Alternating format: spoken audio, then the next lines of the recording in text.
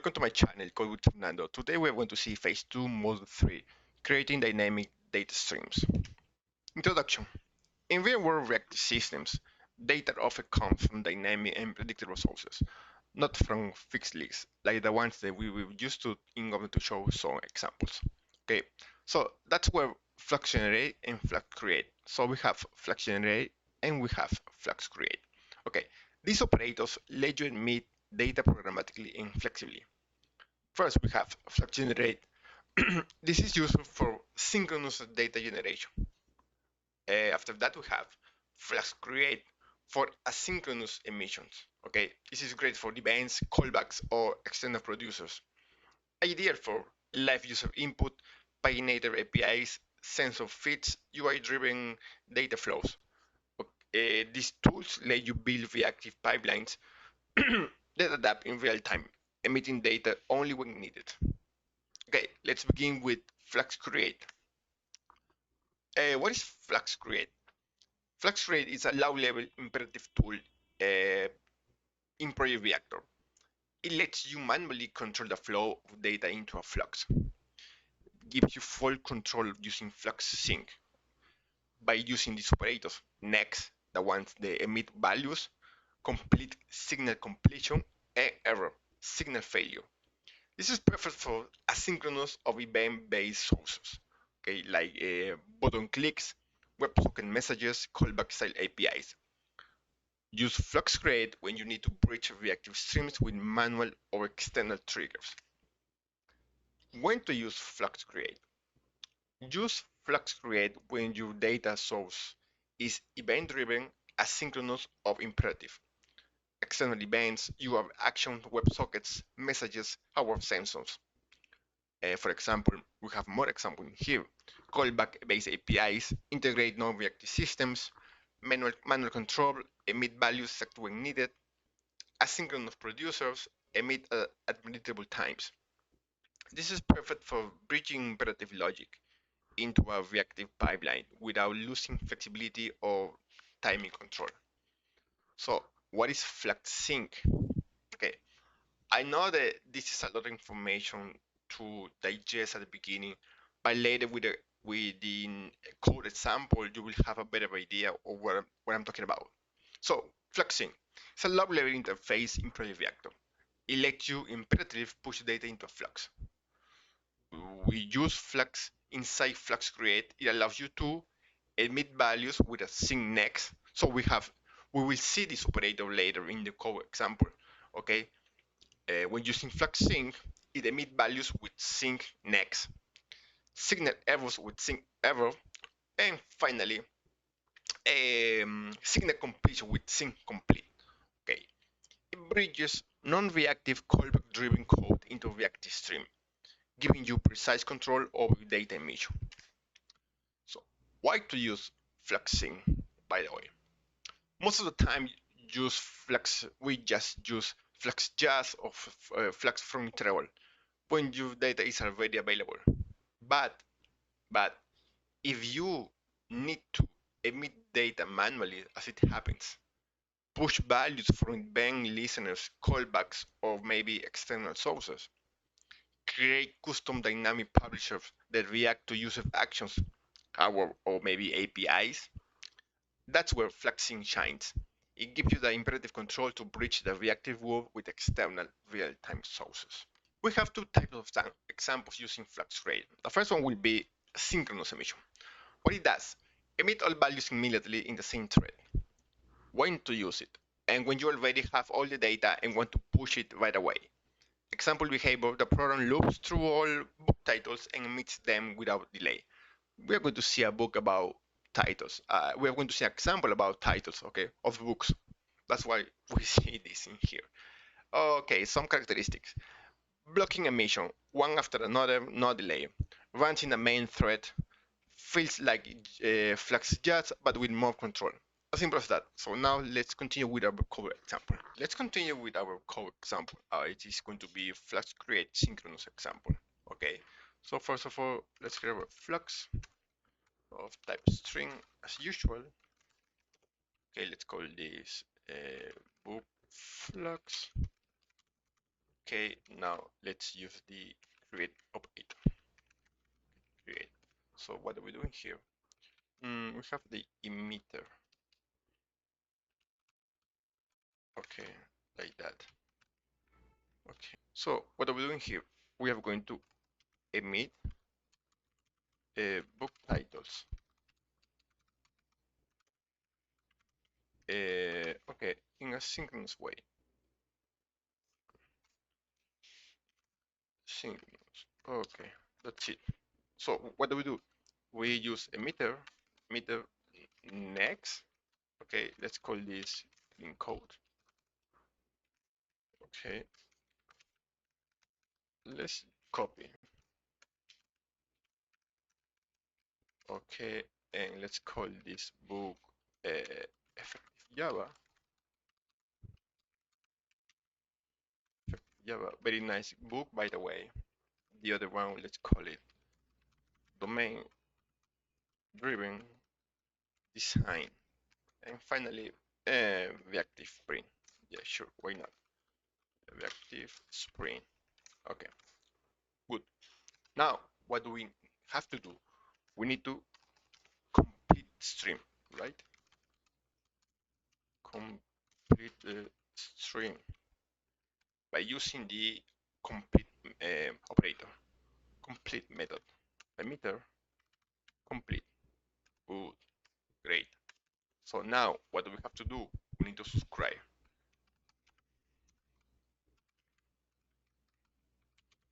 Subscribe.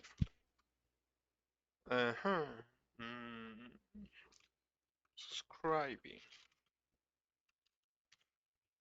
to the Flux. Okay, so how do we do that? We do book Flux, subscribe. Okay, now let's have access to the book. Let's print the message receive book, or let's better call it type. Things so much better. It looks better now. Title. Now let's print the error.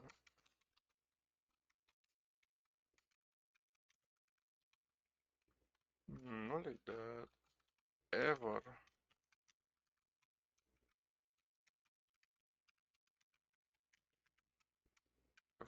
Let's get the method in here.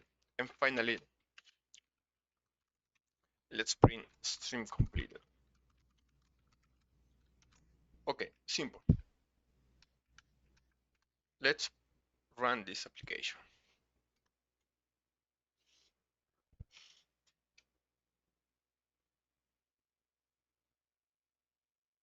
Okay, great. Clean code, effective Java, domain-driven design, effective Spring, and stream completed. So, what do we demonstrate in here? We are manually emitting each book title by using the next operator, this one, next. Okay, the stream ends with emitter complete. So this one complete the stream. Okay, so now that you have seen the video, okay, you might be asking, what's the emitter? The emitter is a callback parameter in Flux.create. It's an instance of FluxSink. It provides a manual control over stream signals. What you can do with it? You can emit new item using next. You can gracefully end the stream using complete, or maybe you can send a failure signal using error. Why it matters? Enables low-level push-based control. This is useful for bridging imperative code, for example, callbacks listeners, integrating legacy APIs into reactive flows, emitting data outside functional change. So now let's continue with asynchronous emission. This is going to be our second example that you're going to see after this demonstration. So what it does, emits values from a separated thread. Okay, emits values from a separated thread with delays between them. Okay, there's going to be a little delay. When to use it? When values are pushed from outside the reactive pipeline, such as, for example, external API callbacks, user input, even listeners' message queue. Characteristics. This is non-blocking, runs in a different thread, simulates available async data sources, emission happens over time. So now let's continue with our example, FluxCreate asynchronous. Okay, so first of all, let's create our books. Now it's going to be a little different. It's going to be, let's create a list of books. Yeah, let's call it books or list, not like this, array list, arrays as list. Now, the usual books in code, effective Java, and Spring Reactive. Sure, why not? Okay. Now, what do we do? Let's get our flux.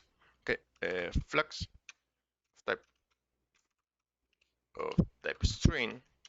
Let's call this book flux, and now let's use the create method. Flux create. Okay. Now flux create. Great. So what are we doing here? Let's get the emitter. Okay. In here, let me add some comment. We are going to emit books asynchronously in a asynchronously way. Okay. Synchronously. Okay. We are going to use for that a separated thread. Separated thread. Okay. So how do we do that? New thread. Okay. And here, like that. Okay. So in here, let's use a try catch. Or in here, try catch. Okay. Inside our try, what are we going to do? We are going to iterate. So it's going to be string book books.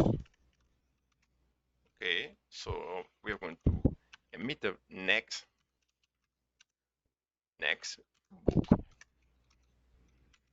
Nice. So what are we doing here? We are emitting one book. Just one book. Emit one book. After that, let's simulate a thread slip.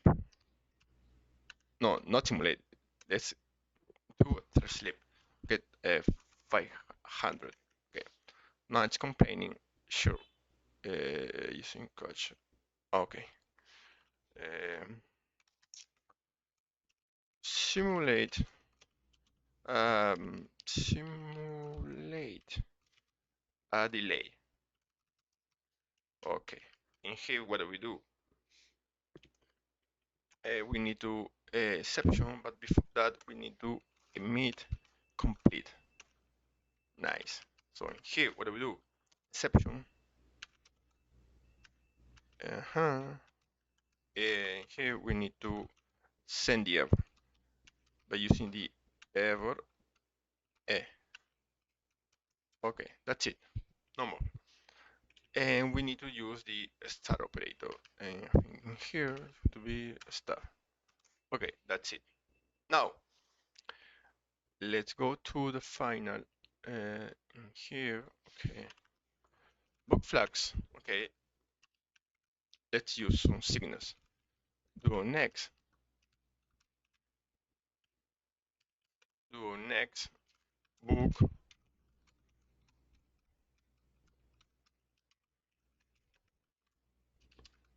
Book. Okay. And then after that, do on complete. Okay. So let's bring a message.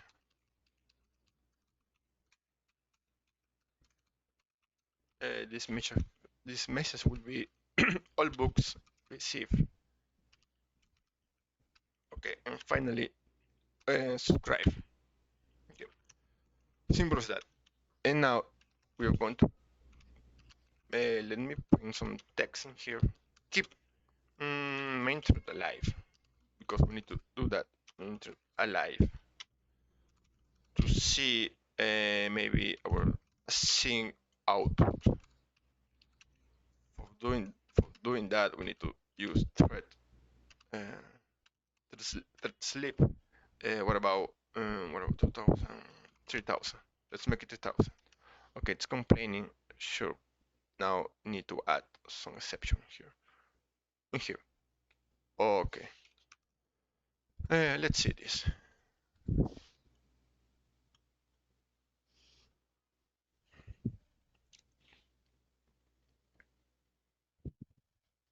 Clean code, effective Java. You see a little delay, right? And finally, all books received. Nice. So, what do we demonstrate here? We're using FluxCreate to manually emit items. Okay, we are using FluxCreate to manually emit items. Also, in here, a new thread is used maybe to simulate an async behavior, like a boot fit, maybe calling a external API, right? It emits one book every 500 milliseconds. Okay, it emits a book every 500 milliseconds. We are using the emitter next, and we are using the emit complete, and finally we are using emit error here. Emit next, complete, and error. So we see the complete flow. For this is going to be an asynchronous example. So now that we have seen the code example, let's see some pitfalls of using FluxCreate. So be careful when using FluxCreate. It's powerful, but it comes with important caveats. Back pressure rigs. Emits data as far as producer wants. Default strategy buffer can cause memory issues if consumer are slow. Thread safety. Emitting from multiple threads, okay, you must synchronize or risk race condition. Missing termination. Forgetting emitter complete or maybe emitting error means the thing never ends. Avoid blocking. Blocking operations inside the emitter can break responsiveness. Use it carefully. Use FluxCreate wisely, especially when bridging async systems into reactive streams. So, when not to use FluxCreate? Avoid FluxCreate in these cases. Simple transformations, use map, thread map, or other operators instead. They're highly level and safer. We have already seen those operators in action. Single threaded emission. Prefer Flux push. It's more efficient for single thread sources. Already reactive sources. If your data is already coming from a Flux, Mono, or maybe a reactive API, skip create. Just compose stream directly. Use FluxCreate only when you truly need manual asynchronous control. Thank you.